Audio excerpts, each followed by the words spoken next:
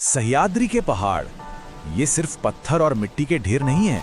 नहीं, ये तो इतिहास के गवाह हैं। एक वक्त था जब यहाँ मराठाओं की तलवारें गूंजती थी और आज कई 100 साल बाद उसी जमीन पर एक बिल्कुल नई, एक बहुत बड़ी जंग छिड़ी हुई है।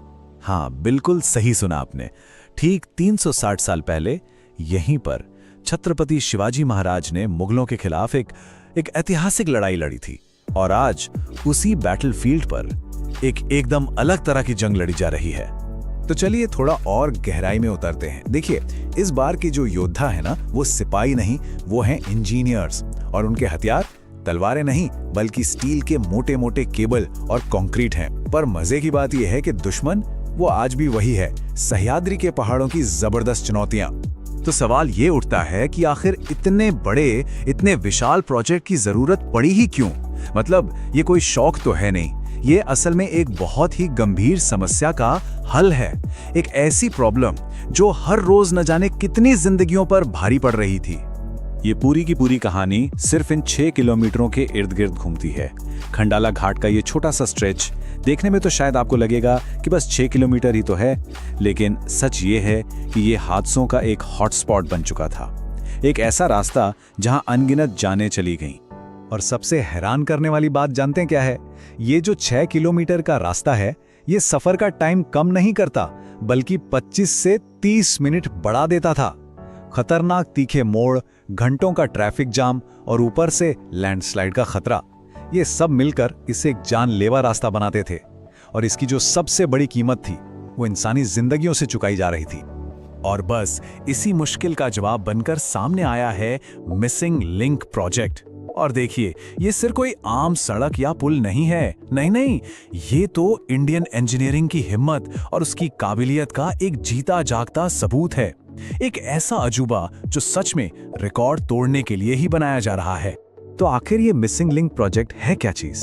चलिए बिल्कुल आसान भाषा में समझते हैं। ये एक 13.3 किलोमीटर का नया रूट है। इसमें क्या है? इसमें है बहुत बड़ी बड़ी सुरंगें और आसमान को छूते हुए पुल, और ये सब मिलकर उस खतरनाक 6 किलोमीटर वाले घाट को पूरी तरह से बाईपास कर देंगे। मतलब उसे रास्ते से ही हटा देंगे। अगर इस प्रोजेक्ट के स्केल को समझना है ना, तो बस इसकी ऊंचाई देख लीजिए। इसके ब्रिज का जो मेन पिलर है, जिसे पाइलन कहते हैं, वो 182 मीटर ऊंचा है। अब जरा सोचिए, मुंबई का जो फेमस बांद्रा वर्ली सी लिंक है ना, ये उससे भी 54 मीटर ज्यादा ऊंचा है। सच कहूं तो ये किसी इंजीनियरिंग चमत्कार से कम नहीं है। अब ये जो इतना बड़ा प्लान है, इसे असल में 2 मेन हिस्सों में बांटा गया है। पहला हिस्सा है 2 बहुत ही चौड़ी 8 लेन वाली जुड़वा सुरंगें, जो सीधे पहाड़ के सीने को चीर कर निकलती हैं। और फिर आता है दूसरा हिस्सा, जिसमें है 2 विशाल पुल, जो गहरी गहरी खाइयों के ऊपर से गुजरते हैं। और जब ये दोनों हिस्से जुड़ते हैं, तब जाकर ये पूरा बाईपास तैयार होता है।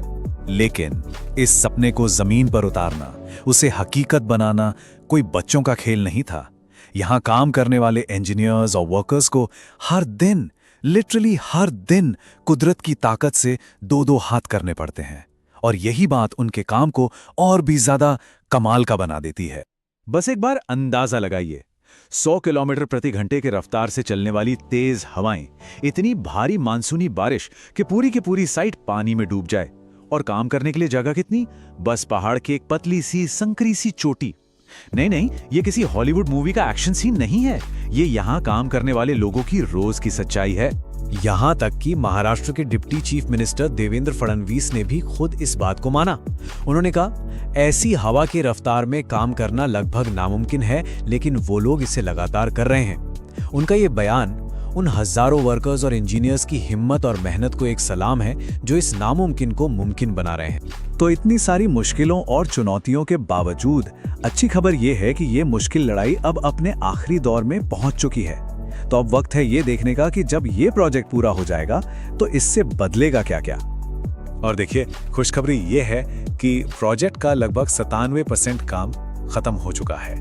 यानी मंजिल अब बस चंद कदम ही दूर है। तो जब ये प्रोजेक्ट पूरी तरह चालू हो जाएगा तो इसका असर कितना बड़ा होगा? आंकड़े देखिए, हर रोज 1.5 लाख से भी ज्यादा गाड़ियां यहां से गुजरेंगी। सोचिए, 1.5 लाख, ये नंबर ही अपने आप में इस प्रोजेक्ट की अहमियत बता देता है। और उन 1.5 लाख से ज्यादा लोगों को मिलेगा क्या? हर एक ट्रिप पर सीधे सीधे 25 मिनट की बचत। और 25 मिनट का मतलब सिर्फ टाइम नहीं है, इसका मतलब है कम फ्यूल जलेगा, टेंशन कम होगी और सबसे जरूरी, एक कहीं ज्यादा सेफ और सुरक्षित सफर। तो कुल मिलाकर तस्वीर कुछ ऐसी बनती है। प्रोजेक्ट से पहले क्या था? एक खतरनाक, धीमा और लंबा रास्ता।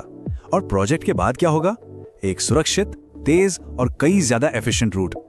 ये वाकई में एक बहुत बड़ा बदलाव है।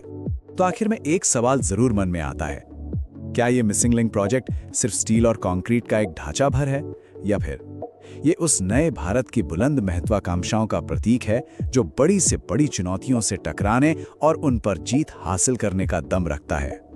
इस सवाल का जवाब शायद हमें आने वाला वक्त ही देगा।